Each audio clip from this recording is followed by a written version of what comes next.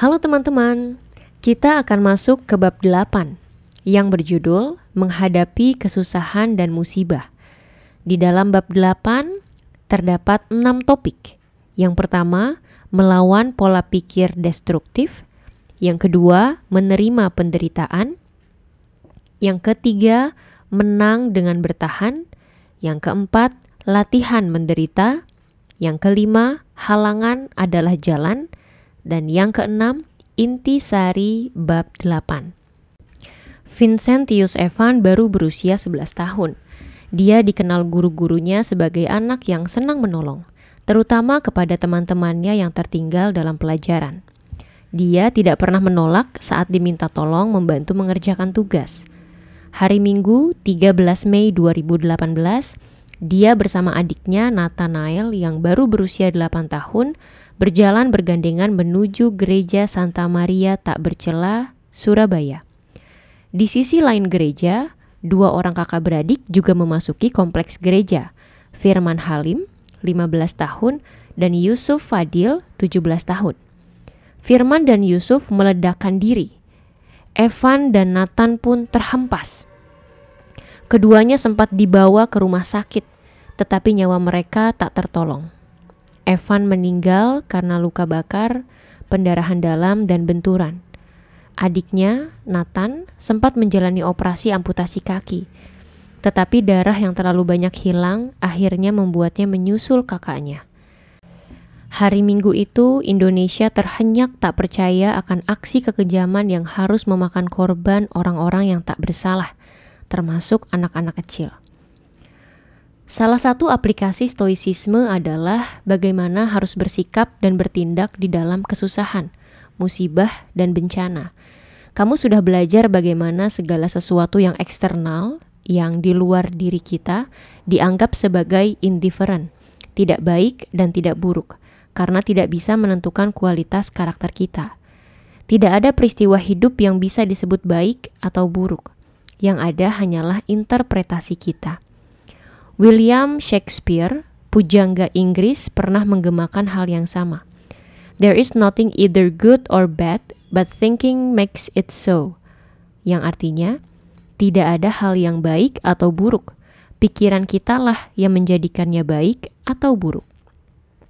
Jika demikian, bagaimana stoicisme bisa membantu kita menghadapi kesulitan hidup yang benar-benar sulit, bukan sekedar peristiwa sepele atau orang-orang yang menyebalkan? Karena interpretasi dan tanggapan kita akan sebuah kejadian ada sepenuhnya di tangan kita, kita juga sepenuhnya mampu menginterpretasi ulang episode hidup yang sulit. Filosofi teras mengajarkan untuk melihat kesulitan dan tantangan sebagai ujian. I know ini terdengar basi dan mengingatkan kita akan kata-kata guru BP. Akan tetapi, ini berhubungan dengan topik interpretasi. Saat tertimpa kesulitan dan bencana, interpretasi kita malah bisa makin memperburuk kondisi kita. Misalnya dengan terus-terusan bertanya-tanya, salah apa saya sampai tertimpa ini? Atau, saya sudah berbuat baik, mengapa Tuhan tidak adil? Saya tidak layak menerima ini, harusnya orang lain atau si Anu. Dan berbagai interpretasi lain yang tidak mengubah situasi. Mungkin kita pun pernah melakukan hal ini saat kesulitan menimpa. Namun, pikiran-pikiran ini adalah irasional menurut filosofi teras, karena kita menghabiskan energi untuk hal-hal yang di luar kendali kita. Saat musibah atau kesusahan telah terjadi, dia sudah berada di luar kendali kita, sudah masuk masa lalu atau past, atau masa sekarang, present. Dalam wawancara, Kania Citta mengatakan bahwa lebih baik waktu dan energi segera dipusatkan kepada solusi yang masih ada di depan, daripada mempertanyakan kenapa kita tertimpa musibah yang ada di masa lalu atau masa sekarang. Filosofi teras mengajarkan kita untuk menginterpretasi peristiwa negatif sebagai ujian, kesempatan untuk menjadi lebih baik. Seperti di sekolah, ada ujian matematika, ujian sejarah, ujian biologi, dan lain-lain. Maka ujian dalam hidup ada banyak macam, menguji salah satu karakter kita. Keutamaan atau virtue apa yang bisa dikembangkan oleh peristiwa ini? Seneca berkata, "Constant misfortune brings this one blessing. Those whom it always assails, it eventually fortifies." Kesusahan yang datang terus-menerus membawa berkah ini. Mereka yang selalu tertimpanya akhirnya akan diperkuat olehnya. Dalam bahasa modernnya, what doesn't kill you only makes you stronger. Apa yang tidak membunuhmu hanya akan memperkuat dirimu. Interpretasi pertama yang bisa ditanamkan adalah, di balik musibah ini ada kesempatan kita menjadi seseorang yang lebih kuat. Jika kita membaca biografi orang-orang terkenal, mereka pun mengalami banyak musibah, kesialan, kesusahan, dan semua ini menjadikan mereka lebih kuat dalam mengejar cita-cita dan perjuangan mereka. Sebelum sukses dengan bisnis animasinya, Walt Disney pernah dipecat oleh koran tempatnya bekerja karena dianggap kurang imajinasi dan miskin ide. Oprah Winfrey dipecat dari pekerjaan pertamanya sebagai pembawa berita dengan alasan terlalu emosional dengan beritanya. Para guru dari Thomas Edison, penemu bola lampu dan banyak inovasi lainnya, mengatakan bahwa dia terlalu bodoh untuk belajar apapun. Lady Gaga diputus oleh perusahaan rekamannya hanya sesudah 3 bulan. Colonel Sanders, pendiri Kentucky Fried Chicken, saat berusaha menjual resepnya mengalami penolakan dari 1.000 lebih restoran. George Lucas mengalami penolakan 2 kali dari 2 studio besar untuk ide Star Wars. Naskah Harry Potter ditolak oleh 12 penerbit besar sampai akhirnya diterbitkan. Steve Jobs dipecat dari perusahaan Apple yang didirikannya di tahun 1985 dan kemudian kembali lagi untuk meraih sukses lebih besar. Masih banyak lagi kisah kegagalan, penolakan, kesulitan di balik orang-orang yang akhirnya mencapai sukses besar. Maka, interpretasi paling minimal yang bisa kita bentuk saat mengalami kesulitan adalah, ini akan memperkuat saya. Epictetus dalam Enchiridion berkata, "Unlucky raven, to me all omens are lucky. Whichever things happen, it is my control to derive advantage from it." Yang artinya, burung gagak katanya adalah pertanda sial. Tetapi bagi saya, semua pertanda adalah keuntungan. Karena apapun yang terjadi, saya memiliki sepenuhnya kendali untuk menarik manfaat darinya. Sebagian dari kamu mungkin berpikir, sombong bet. Namun, sebelum menuduhnya sombong dan belagu, ingatlah bahwa Epictetus adalah seorang budak yang pincang. Dia bukan anak orang kaya yang mendapat akses mudah mendirikan bisnis dan dibantu orang tuanya dengan koneksi. Jika ada yang bisa berbicara tentang nasib yang kurang beruntung, Epictetuslah orangnya. Akan tetapi, dia tetap mengatakan bahwa apapun yang terjadi, dia memegang kendali untuk bisa mengubahnya menjadi sebuah keuntungan. Belakangan, Epictetus mendapat kebebasan sebagai orang merdeka dan kemudian mendirikan sekolah filsafat. Dan ajarannya akhirnya sampai membentuk sosok Kaisar Marcus Aurelius. Apa keuntungan di kesusahan yang kamu sedang lalui? Semua tergantung kamu. Bagi sebagian orang, masalah bisa menjadi latihan kesabaran, baik itu sabar secara waktu atau menunggu, atau sabar menahan emosi. Bagi sebagian orang lain, keuntungan di sini justru kesempatan untuk mengganti arah. Bisa arah karir, arah bisnis, atau bahkan arah hubungan. Ada yang menjadikan masalah sebagai kesempatan untuk mempelajari skill baru. Seperti banyak kisah di mana seseorang dipecat dari pekerjaannya. Dan sesudah itu, dia justru menciptakan ide bisnis baru yang tidak hanya membuatnya kaya raya, tetapi juga lebih bahagia daripada jika dia bertahan di pekerjaannya. Tidak ada formula yang sama untuk setiap situasi, karena kesulitan, musibah, hambatan yang dialami orang-orang berbeda-beda. Namun, yang penting adalah Bagaimana kita tidak membiarkan pikiran kita terlalu lama dihabiskan di hal-hal yang di luar kendali kita, dan memfokuskannya kembali ke hal-hal yang di bawah kendali kita. Bagaimana kita mau memakai musibah dan kesulitan ada sepenuhnya di tangan atau pikiran kita. Weni Angelina Hudojo adalah ibu dari Evan dan Nathan. Dikutip dari bbc.com, dalam keadaan berlinang air mata, dia menyerahkan kembali kedua anaknya ke pangkuan Tuhan, sambil mengucapkan doa sekaligus pengampunan bagi pelaku serangan yang telah merenggut nyawa anak-anaknya yang masih belia. Pengampunan yang diberikan oleh Weni sepenuhnya ada di bawah kendalinya. Tidak ada yang bisa merenggutnya. Kita akan masuk ke topik melawan pola pikir destruktif. Dalam menghadapi musibah, ada pola pikir merusak yang harus kita lawan.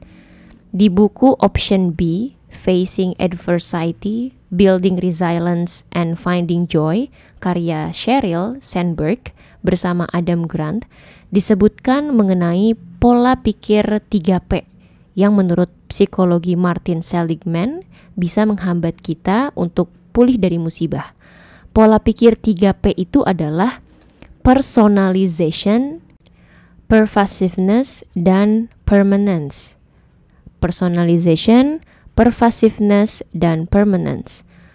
Personalization adalah menjadikan musibah sebagai kesalahan pribadi.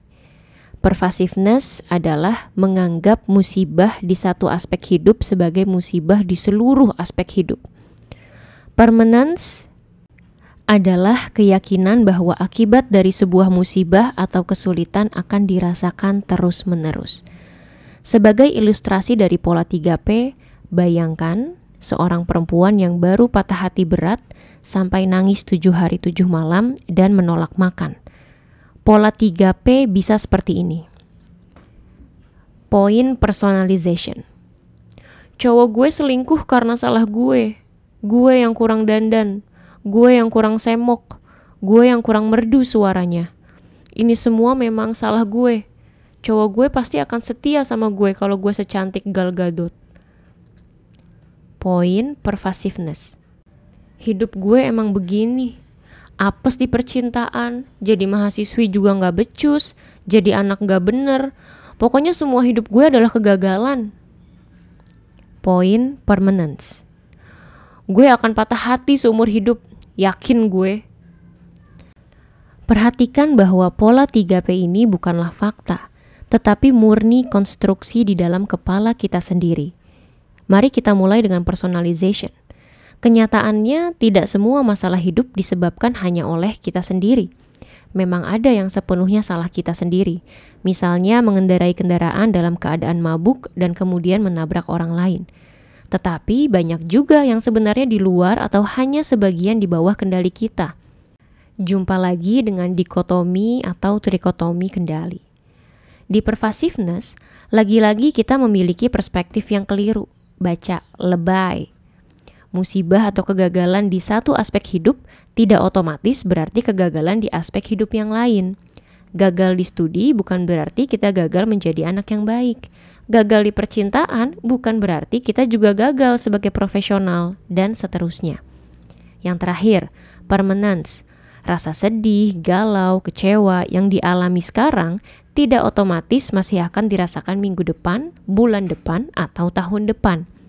Memang ada kasus-kasus musibah atau kesulitan yang menimbulkan luka psikologis yang lama efeknya, tetapi sebagian besar akan terasa lebih ringan seiring berjalannya waktu. Konsep 3P tersebut membantu kita mengidentifikasi pola pikir apa yang harus dihindari di saat kita tertimpa kesusahan atau musibah. Minimal dengan mengenali adanya pola 3P ini, kita bisa lebih cepat menyadari saat mulai terjebak dalam pola menyalahkan diri sendiri, atau membiarkan masalah merembet kemana-mana, atau menganggap perasaan duka ini akan selamanya. Topik selanjutnya, menerima penderitaan. Marcus Aurelius dalam Meditations berkata, "Why is it so hard when things go against you? If it is imposed by nature, accept gladly. If not, work out what your own nature requires, even if it brings you no glory. Kita jadi sudah diingatkan bahwa apa yang kita sebut sebagai bencana, musibah, kesulitan, dan lainnya adalah konstruksi mental kita sendiri. Stoicisme melihat peristiwa apapun itu sebagai sebuah fakta objektif. Makna dari peristiwa itu atau bencana, sial, datang dari kita sendiri. Dan karenanya kita punya pilihan hendak memaknainya sebagai hal buruk atau sebagai hal yang baik. Misalnya kesempatan memperkuat diri atau melatih sifat tertentu. Ada satu lagi nasihat yang datang dari Marcus Aurelius, yaitu untuk menerimanya dengan senang hati. Mengapa begitu sulit saat hidup dirasa melawan dirimu? Jika memang kejadian ini datang dari alam, maka terimalah dengan senang hati. Jika tidak, maka cari tahulah apa yang harus kamu lakukan yang selaras dengan alam. Dan kerjakan itu, bahkan jika hal itu tidak memberimu kemuliaan. Masih ingat soal keteraturan dan keterkaitan semua yang ada di alam? Hal ini pun mencakup peristiwa musibah dan kedukaan. Jika memang hal itu adalah bagian dari alam, kita diajak menerimanya dengan senang hati. Semua hal yang memang harus dijalani makhluk hidup, seperti kematian dan sakit penyakit, atau segala hal di luar kendali kita, seperti sikap dan perasaan orang lain, serta segala bentuk bencana alam yang tidak bisa dikendalikan manusia. Memang ada musibah yang timbul karena kesalahan kita sendiri. Misalnya, kita tidak menjalankan tanggung jawab kita sebagai pasangan, anak, ataupun orang tua, sehingga kemudian menjadi masalah bagi kita. Atau kita mengucapkan atau berbuat sesuatu yang merugikan, apa itu orang lain, makhluk lain, atau lingkungan, yang akhirnya membawa kesusahan. Jika semua masalah ini ditimbulkan oleh kita sendiri, kembalilah ke diri kita. Seperti dikatakan Markus, kita yang bertugas mencari tahu bagaimana memperbaikinya, kemudian melakukannya sungguh-sungguh. Topik selanjutnya, menang dengan bertahan. Kaum Stoa senang menggunakan analogi kontes olahraga atau pertandingan untuk menggambarkan kesusahan hidup. Yang menarik, kita tidak diharapkan untuk menang dengan cara mengalahkan cobaan, layaknya atlet gulat atau taekwondo melumpuhkan lawan. Di dalam filosofi teras, kemenangan kita atas cobaan dan kesusahan hidup diperoleh dengan bertahan atau endure, dan melelahkan lawan kita. Seneca dalam Firmness berkata, dalam pertandingan suci, banyak yang meraih kemenangan dengan cara membuat lawan mereka lelah, dengan ketahanan yang keras kepala. Bayangkan, seorang Stoa bagaikan atlet seperti itu, yang melalui latihan panjang dan tekun, akhirnya memiliki kekuatan untuk bertahan menerima serangan sampai lawannya lelah sendiri. Marcus Aurelius dalam Meditations juga mengatakan, jadilah seperti tebing di pinggir laut yang terus dihunjam ombak, tetapi tetap tegar dan justru menjinakkan murka air di sekitarnya. Analogi-analogi tersebut mengingatkan saya pada kisah-kisah pemain bulu tangkis, petinju atau petarung yang memiliki strategi bermain panjang. Bukannya berusaha secepatnya menaklukkan atau melukai lawan, mereka memilih bermain partai panjang, memanfaatkan kesabaran dan stamina yang mereka miliki. Sampai akhirnya lawan mereka kelelahan dan kemudian mereka baru bertindak merebut kemenangan. Saat cobaan, kesusahan, bencana terasa begitu berat melanda, yang diminta dari kita bukanlah teori, strategi, tips, dan trik yang canggih-canggih. Stoicisme hanya meminta kita untuk cukup bertahan, tetap teguh, bagai tebing karang yang tidak bisa dikalahkan badai. Sampai akhirnya, cobaan tersebut yang lelah sendiri. Hang in there, bertahanlah. Mungkin bukan anjuran yang buruk. Topik selanjutnya, latihan menderita. Premeditatio malorum melatih kita untuk memikirkan skenario-skenario buruk yang mungkin terjadi di hari ini. Selain simulasi mental, Stoicisme juga menganjurkan latihan menderita dalam hidup kita secara rutin. Latihan apes ini benar-benar dalam arti literal. Artinya, kita memaksa diri kita menderita secara fisik, bukan dengan instrumen penyiksaan. Ingat penjahat di film The Da Vinci Code yang senang mencambuk diri? Tetapi dengan sengaja hidup jauh di bawah standar kenyamanan hidup kita sehari-hari secara berkala. Seneca dalam Letters mengatakan, luangkan beberapa hari dalam setahun di mana kamu harus memuaskan dirimu dengan makanan yang paling sederhana dan murah, mengenakan baju yang paling jelek dan kasar, kemudian berkata pada dirimu sendiri, inikah kondisi yang saya takuti? Justru ketika keadaan kita sedang baik, maka jiwa kita harus diperkuat untuk menghadapi kesulitan yang lebih besar. Justru ketika Dewi Keberuntungan sedang ramah, maka kita harus menyiapkan diri terhadap murkanya. Di masa perdamaian, para tentara berlatih melakukan manuver, menggali tanah padahal tidak ada musuh, dan melelahkan diri dengan kerja keras yang sebenarnya tidak perlu, agar mereka akhirnya siap ketika harus bekerja keras betulan. Jika kamu ingin seseorang tidak goyah saat krisis menghantam, latihlah ia sebelum krisis itu datang. Seneca menganjurkan kita berlatih apes atau latihan kemiskinan, practice poverty, secara rutin.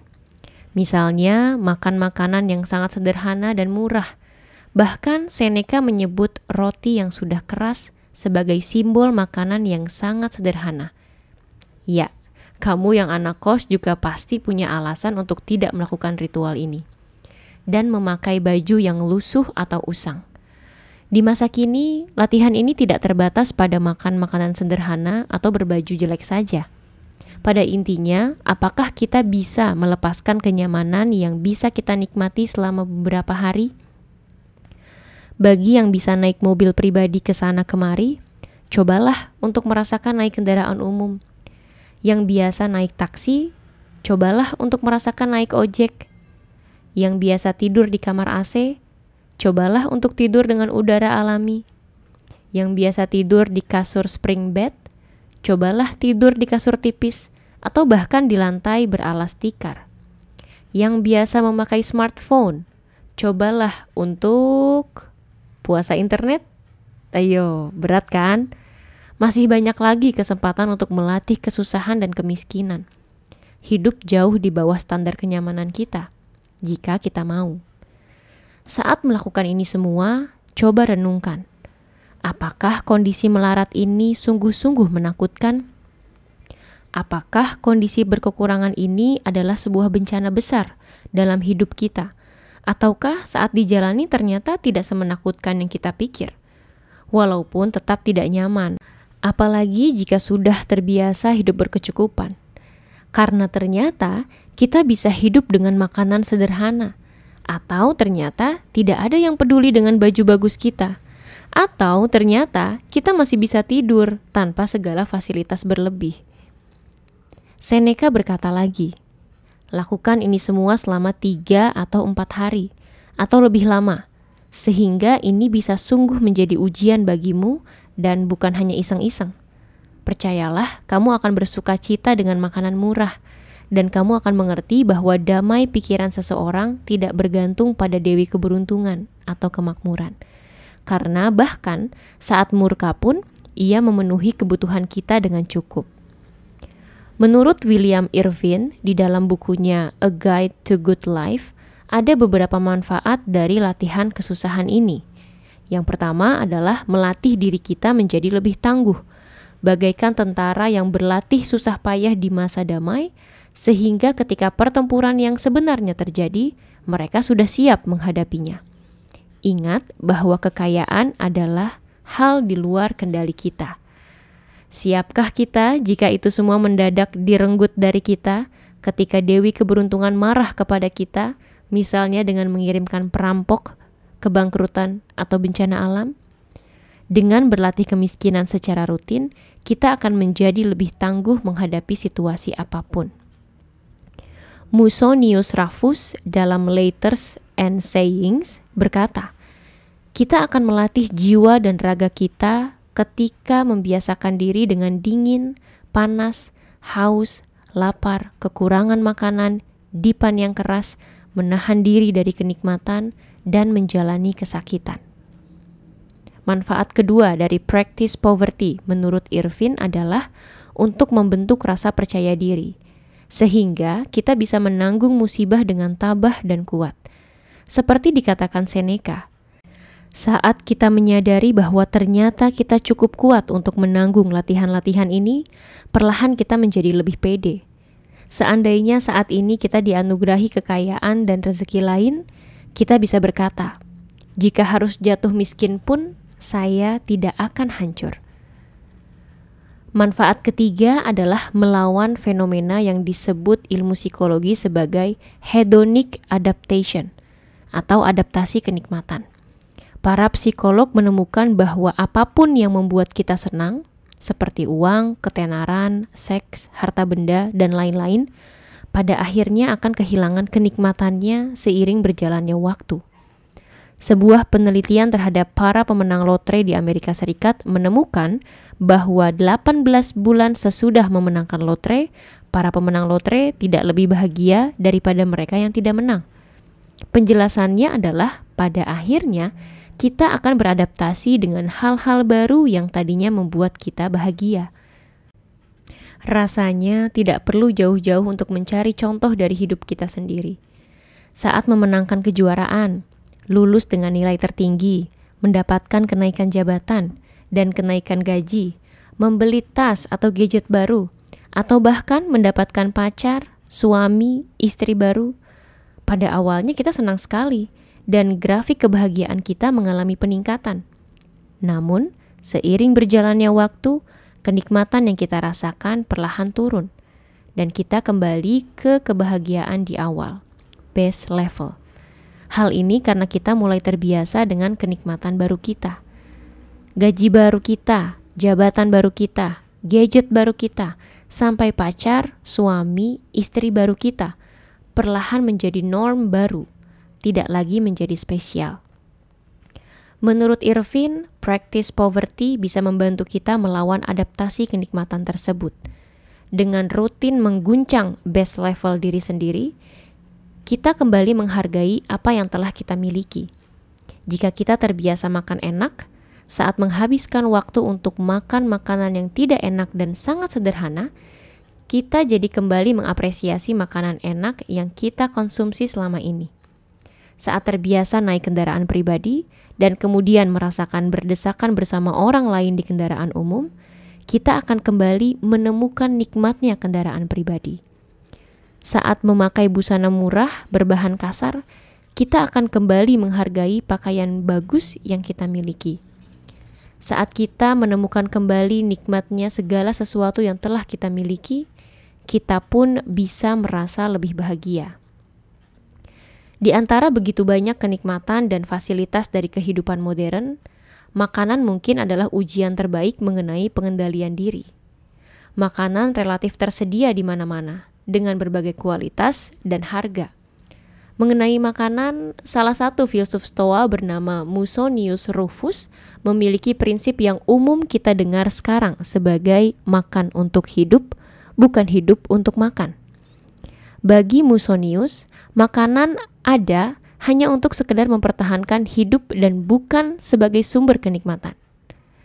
Bahwa Tuhan menyediakan makanan dan minuman hanya untuk mempertahankan hidup dan bukan sumber kenikmatan. Dapat dibuktikan dari ini.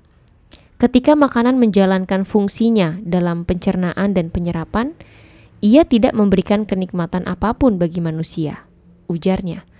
Walaupun kita menikmati rasa makanan di lidah, manfaat sesungguhnya dari makanan justru baru kita terima di sistem pencernaan. Konsisten dengan ajarannya, Musonius dikenal hanya makan tumbuh-tumbuhan dan hasil dari susu, dan dia tidak makan daging. Musonius Rufus tampaknya tidak akan menjadi filsuf yang populer di kalangan foodies dan food blogger. Walaupun tidak semua dari kita bisa mengikuti anjuran Musonius Rufus sepenuhnya, saya kebetulan penganut makan untuk hidup, bukan hidup untuk makan. Makanya, saya paling tidak rewel soal makanan. Tetapi ada pesan lebih dalam yang bisa dihayati semua orang, pencinta kuliner dan food blogger sekalipun. Jangan sampai kita diperbudak oleh makanan, baik dari segi kualitas, selalu hanya ingin makan yang enak dan mewah, maupun dari segi kuantitas, makan berlebihan, melebihi yang diperlukan oleh tubuh untuk tetap sehat. Jika kita telah mampu melakukan practice poverty secara rutin, Seneca mengingatkan kita untuk tidak merasa bangga dengan mengingat status hidup kita. Bagaimanapun, mereka yang mampu melakukan ritual ini adalah mereka yang tidak harus menghadapi kelaparan dan kemiskinan setiap hari. Tidak ada alasan bagimu untuk merasa hebat melakukan hal ini semua, karena kamu hanya menjalani apa yang dijalankan ribuan budak dan orang miskin setiap hari. Namun, kamu boleh sedikit memuji dirimu untuk ini, bahwa kamu melakukannya bukan karena terpaksa oleh keadaan, dan bahwa kamu mampu melakukan ini secara permanen, semudah kamu melakukannya sebagai latihan. Biarlah kita menjadi akrab dengan kemiskinan, sehingga nasib tidak bisa menyergap kita tiba-tiba. Kita akan bisa lebih menikmati rezeki kita saat kita menyadari bahwa kemiskinan bukanlah beban. Menurut saya, inilah manfaat terakhir dari latihan kemiskinan, untuk mengajak kita yang lebih beruntung sesekali keluar dari kenyamanan yang telah kita anggap normal dan menyadari ada jutaan orang lainnya yang tidak seberuntung kita dan bisa merasakan apa yang mereka lalui setiap hari. Selanjutnya, topik tentang halangan adalah jalan. Menurut dikotomi kendali, hampir semua peristiwa hidup ini ada di luar kendali kita. Sebagian memang bisa dipengaruhi oleh pilihan-pilihan kita. Misalnya pemilihan teman, pemilihan pasangan, pemilihan pekerjaan, tempat tinggal, sekolah, dan lain-lain. Namun sebenarnya hasil dari pilihan kita banyak sekali bergantung pada faktor eksternal. Hanya pikiran, interpretasi, strategi, dan keputusan kitalah yang masih benar-benar di bawah kendali kita. Marcus Aurelius menyebutkan bahwa halangan adalah jalan. The obstacle is the way. Sebuah permainan kata yang menarik. Secara definisi, halangan bukanlah jalan dan justru mengganggu sang jalan, bukan? Inilah penjelasan beliau. Dalam Meditations, beliau berkata, karena kita bisa menerima dan menyesuaikan diri, pikiran kita bisa beradaptasi dan bisa mengubah halangan agar justru mendukung tujuan. Halangan terhadap tindakan kita justru memajukan tindakan kita. Apa yang menghalangi jalan kita menjadi jalan itu sendiri. Keuletan dan ketangguhan sejati bukan datang dari otot atau uang yang kita miliki, tetapi datang dari pikiran atau mind kita. Inilah kekuatan pikiran kita yang bisa mengubah halangan menjadi jalan itu sendiri. The obstacle becomes the way. Kisah Steve Jobs mengingatkan saya pada hal ini. Steve Jobs mendirikan Apple di tahun 1976 dan 9 tahun kemudian dia dipecat dari perusahaan yang didirikannya. Padahal komputer yang diluncurkannya cukup populer. Bagi banyak orang, dipecat dari tempat kerja, apalagi dari perusahaan yang dia dirikan sendiri, adalah sebuah bencana besar. Akan tetapi, peristiwa yang bagi kebanyakan orang adalah halangan ini ternyata menjadi jalan baru bagi Steve. Dipecat dari Apple adalah hal terbaik yang pernah terjadi padaku, ujar Steve Jobs dalam pidato kelulusan di Stanford University bertahun-tahun kemudian. Beratnya beban sukses digantikan dengan rasa ringan menjadi pemula lagi, tambahnya. Setelah dipecat, Steve mendirikan perusahaan komputer baru Next dan kemudian Pixar yang kita kenal dengan film-film produksinya seperti Toy Story, Up, Cars, The Incredibles, dan lain-lain. Kira-kira 1 dekade sesudah dipecat, Steve Jobs kembali ke Apple dan kemudian menghasilkan inovasi-inovasi ikonik yang telah dikenal jutaan manusia seperti iPod, iTunes, iPhone, dan iPad. Mungkin pembaca saat ini sedang merasakan kesulitan dalam hidup atau sedang merasa jalannya terhalang.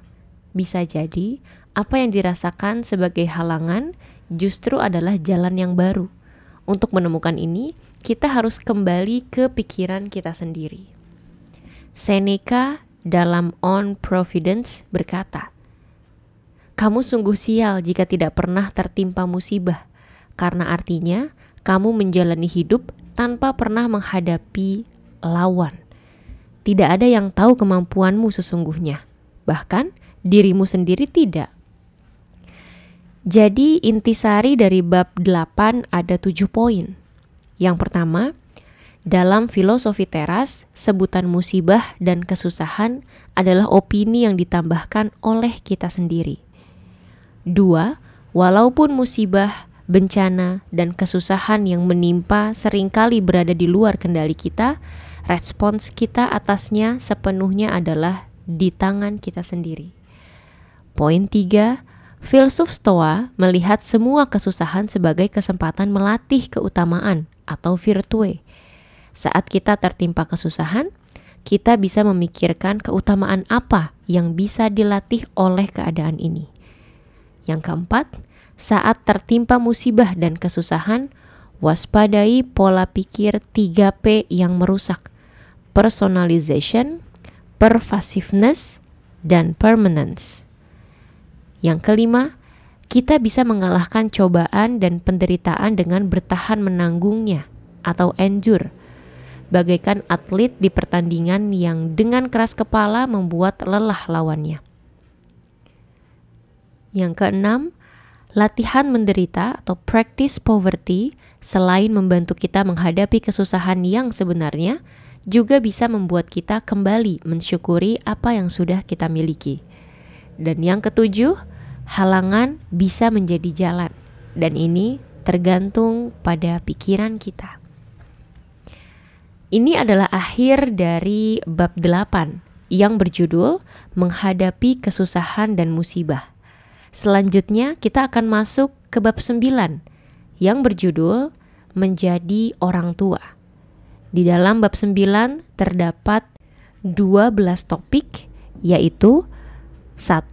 Biasakan menggunakan nalar, menerapkan dikotomi kendali kepada anak, dikotomi kendali bagi orang tua, membekali dengan kebijaksanaan bukan harta, pendidikan bagi anak laki-laki dan perempuan, pentingnya anak bersosialisasi, melatih anak menghadapi perlakuan buruk, melatih anak menghadapi kegagalan, menghadapi kehilangan anak, intisari bab 9, wawancara dengan Agstrid Peters, seorang psikolog anak dan pendidikan, dan terakhir intisari wawancara dengan Agstrid Peters. Sampai jumpa di bab 9.